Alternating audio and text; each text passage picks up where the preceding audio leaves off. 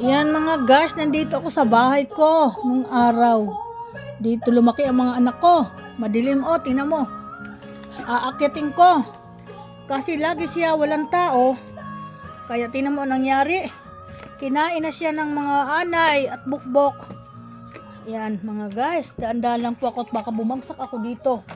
Sabi ko nga, pag naglindol dito, bagsak to. Judith, samba na. Yan. Ganito po ang itsura ng bahay ko dito. Noong araw kaya hindi na ako bumalik dito mga guys. Yan, dito. Kwarto ni ano ito. Ito. Kwarto ni Mel to, nakasarado. Yan. Second floor to. Ayan pa yung aking mga nakakarton. Sa akin pa yan. Ayan Hindi ko alam kung ano nangyari na dyan. Tinan mo ang kisame bagsak na talaga. Wala man lang nagpaayos. Dito, tingnan mo. Kawawa naman yung aking bahay dito. Yan. Lambot na ng ano. Ano to? Yan guys. Bubuksan ko po. Dito po ako natutulog. Yan. Ganito po ang hitsura ng aking kwarto nung araw. Dito po ako natutulog. Ito mga guys.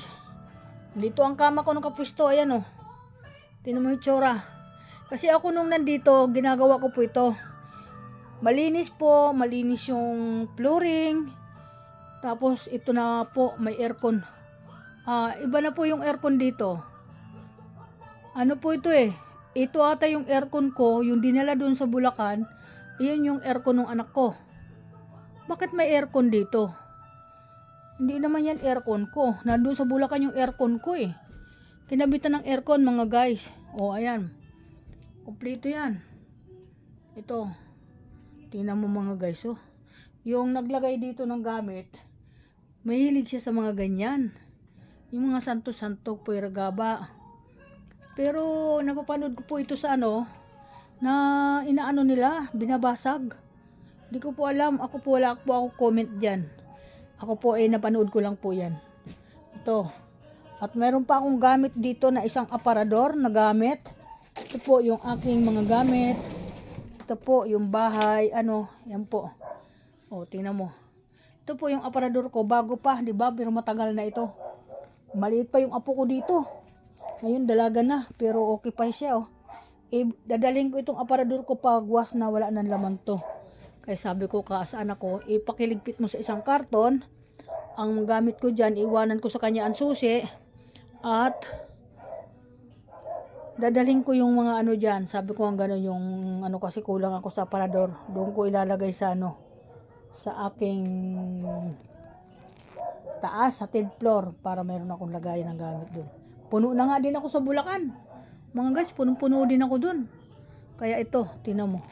Ay, hindi ko alam kung kanino itong nandito na polo. Ito po, polo. Hello. Yan si Nanay Linda. Sa kwarto ko nung araw, ngayon ko lang po ito naakyat sa loob ng ilang taon. Yan po. Yan, thank you po sa inyo. Maraming salamat. Ito po yung, hindi ko alam kung kaninong polo itong nakahanger dito. Ito po. Parang, ano kanino kayang polo yan? May natutulog siguro dito. Ayan mga guys. Ay barong po ito. Kanino kaya itong barong May barong pa dito. Ayan Posible nabuksan ata. Ito naman. Ang dami kasing padlock niyan. Tingnan mo. Bago nila. Hindi nila mabuksan-buksan to. Ayan. Ayan. Hanggang baba yan. Nakapadlock yan. Okay. Thank you. Bubukas na po ang aking aparador. Thank you so much. Bye-bye. Bye-bye. Welcome to my vlog. Thank you po.